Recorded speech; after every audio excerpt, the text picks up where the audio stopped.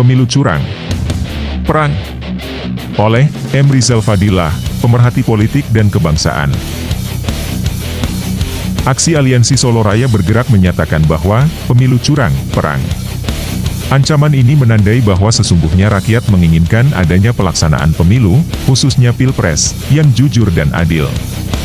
Hal ini mengingatkan adanya pandangan bahwa curang dalam pemilu adalah hal yang wajar dan harus dimaklumi. Indikasi kecurangan pada Pilpres 2024 diawali dengan tidak dilepasnya jabatan menteri atau kepala daerah jika yang bersangkutan maju, baik sebagai capres maupun cawapres. Sengaja membuka peluang bagi penggunaan fasilitas dan dana jabatan bagi keperluan penggalangan atau kampanye. Prabowo sebagai Menhan dan Gibran wali kota. Rentan konflik kepentingan tersebut. Mengikuti jejak licik Jokowi saat maju sebagai capres pada 2019. Tidak melepas status jabatan sebagai presiden. Monumen kecurangan Pilpres 2024 adalah rekayasa MK yang meloloskan Gibran sebagai cawapres. Hukum secara vulgar diperalat oleh kekuasaan. Politik dinasti atau nepotisme dideklarasikan. Hal ini melabrak Undang-Undang Nomor 28 Tahun 1999 tentang penyelenggaraan negara yang bersih dan bebas KKN. Perbuatan nepotisme terancam pidana penjara maksimal 12 tahun. Aparat dikendalikan, KPU Bawaslu menjadi bagian, pejabat PLT sebagai tim sukses pemenangan dan kepala desa turut dikerahkan. Seluruhnya menjadi upaya untuk menang secara curang. Ditambah kesiapan penghitungan dengan DPT buatan. Lembaga survei dan quick count bayaran, serta debat jebakan untuk menjadi olahan. Kekuasaan memiliki sarana untuk berbuat curang. Presiden Jokowi memang syarat kepentingan. Pasangan Prabowo Gibran adalah yang menjadi kepentingan Jokowi itu. Anak bayi pun tahu bahwa Gibran adalah anak Jokowi.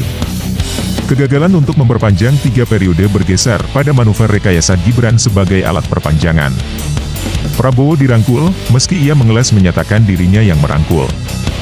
Namun publik membaca bahwa keduanya bersimbiosis saling rangkul.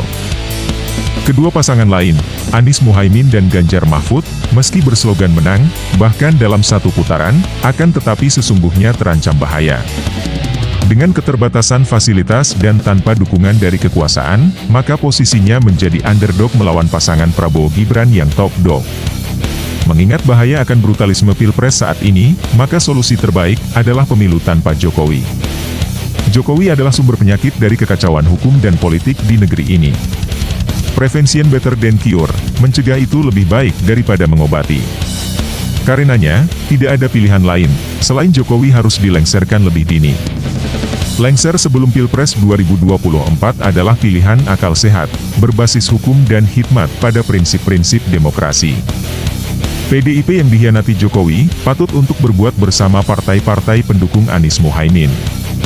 Ditambah P3, maka kekuatan lawan Prabowo Gibran di DPR berjumlah 54,6%, suatu kekuatan signifikan untuk menekan bahkan memaksulkan Jokowi. Membebaskan diri dari ketertekanan, suppression, dan penyanderaan, hostage-taking. Sebelum menyesal ke depan akibat terjadinya perang akibat curang, maka tentu lebih baik Pilpres berjalan aman dan damai.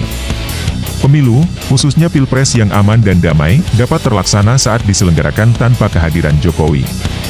Jokowi yang tidak lagi mampu untuk cawe-cawe. Perilaku politik yang melanggar ideologi dan konstitusi, dapat membawa Jokowi untuk segera kembali ke Solo.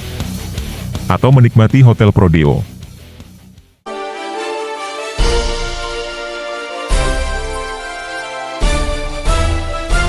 Audio Jungle.